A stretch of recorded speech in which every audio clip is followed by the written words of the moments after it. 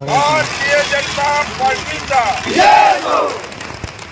बिहार विधानसभा निवडणुकीत सलग 5व्यांदा भारतीय जनता पार्टीची सत्ता आल्याने सांगलीत भाजप आणि श्रीराम प्रतिष्ठानच्या वतीने आनंदोत्सव साजरा करण्यात आला।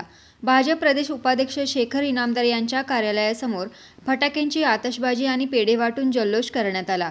या प्रसंगी बोलताना शेखर इनामदार यांनी बिहार निवडणुकीतील विजयाचा गुलाल हा सांगली महापालिकेपर्यंत नक्कीच पोहोचेल आणि महापालिकेवर भाजपचा झेंडा फडकेल असा विश्वास शेखर इनामदार यांनी व्यक्त केला।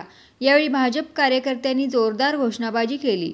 नरेंद्र मोदी साहब तुम आगे बढ़ो, हम तुम्हारे साथ हैं। शेखर साहब तुम आगे बढ़ो, हम तुम्हारे साथ हैं। भारतीय जनता पार्टीचा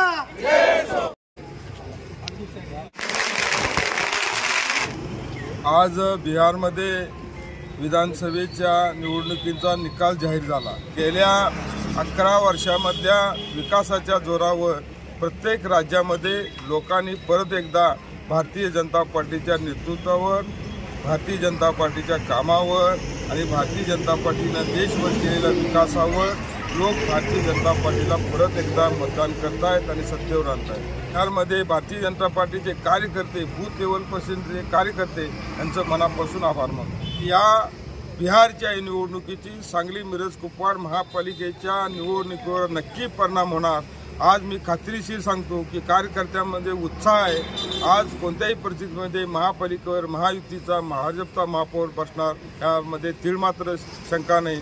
सर्व कार्यकर्ते चार्ज झालेत, केलेल्या कामाची पोचपावती बिहारकरांनी दिली, त्याच्या छटा त्याचं गुलाल या सांगली महापालिकेमध्ये पडणार आणि परत एकदा आम्ही सत्तेवर येणार।